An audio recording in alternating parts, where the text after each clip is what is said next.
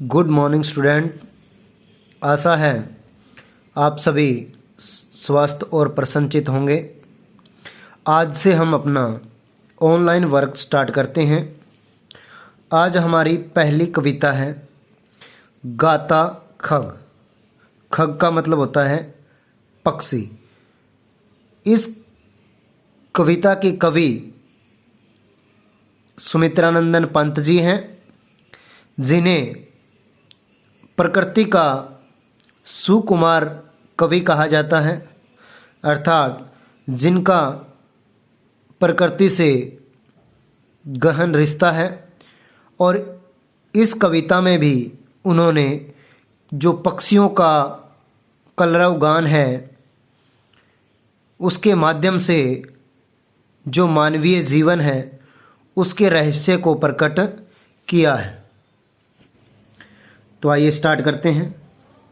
गाता खग प्रातः उठकर सुंदर सुख में जग जीवन। यहाँ कवि कहते हैं कि जो पक्षी है वो प्रातः का मतलब होता है सुबह उठकर ये संदेश देता है। पक्षियों का जो कलरव गान होता है, उनका जो चहचहाना है, वो हमें ये संदेश देता है कि सुंदर सुख में जग जीवन, कि ये संसार है वो सुख और समृद्धि से संपन्न है, अर्थात सुख सौंदर्य का भंडार है। गाता खग संध्या तट पर मंगल मधुमेह जग जीवन। और कहता है कि संध्या का मतलब होता है सायंकाल।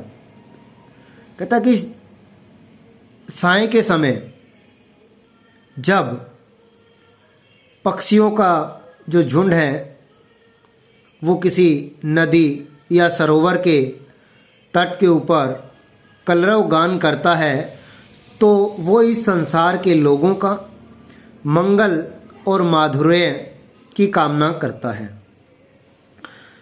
कहती अपलक तारावली अपनी आंखों का अनुभव। अपलक का मतलब होता है निरंतर, यानी बिना पलक झपकाए, और तारावली का मतलब होता है तारों की पंक्तियां।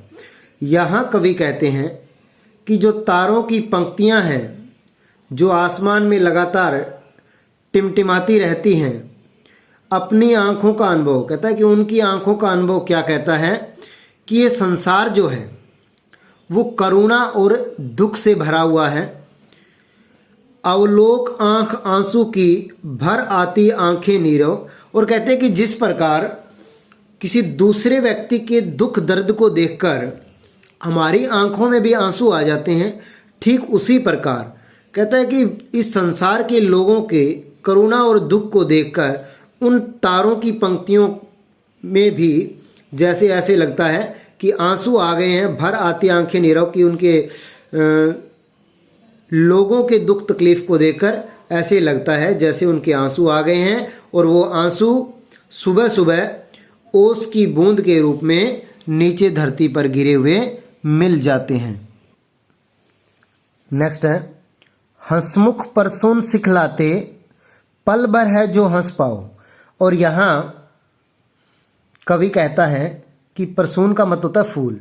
कहता है कि जो फूल होते हैं, खिले हुए जो फूल हैं, वो हमें हमेशा मुस्कुराते रहने का, खुश रहने का संदेश देते हैं। पल भर है जो हंस पाओ, कि ये कुछ एक पल की जीवन है जिसको हमें हंसकर बिताना चाहिए, खुश रहना चाहिए। अपने उर की सौरभ से, उर का मतलब वैसे तो हृदय होता है, सौरभ का मतलब सुगंध।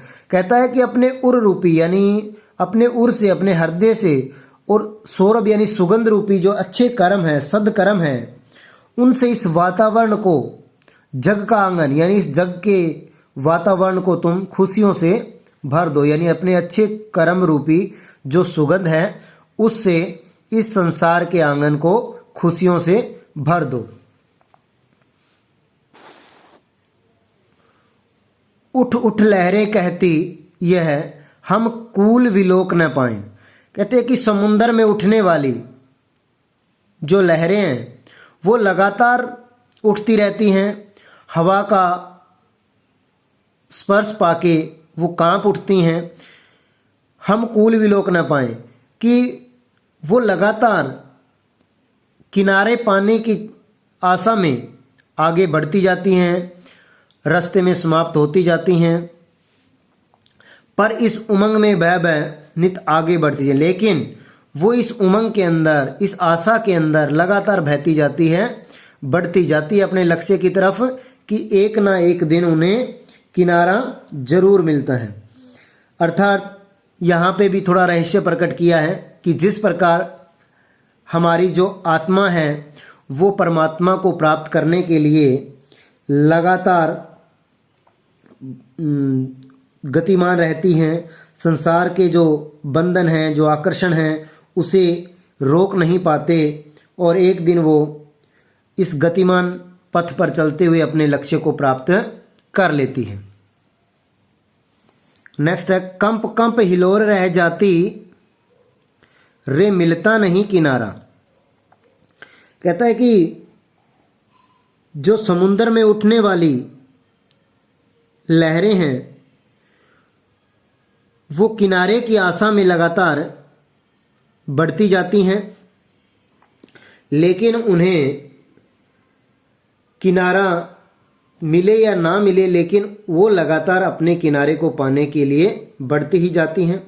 बुद्ध बुद्ध विलीन हो चुपके पा जाता आज से सारा, लेकिन उन लहरों के बीच घात प्रतिघात खाता हुआ उत्पन्न हुआ जो बुलबुला है, यानी जो आत्मा रूपी बुलबुला है, वो उस समुंदर रूपी परमात्मा में मिलकर इस संसार के रहस्य को प्राप्त कर लेता है। अर्थात इस संसार में जो हमारी आत्मा है वो लगातार परमात्मा में मिलने के लिए लगातार गतिमान रहती है, और वो बुलबुले रूपी जो आत्मा है वो परमात्मा रूपी समुद्र के अंदर मिलकर अपने जीवन के अंतिम लक्ष्य को प्राप्त कर लेती हैं।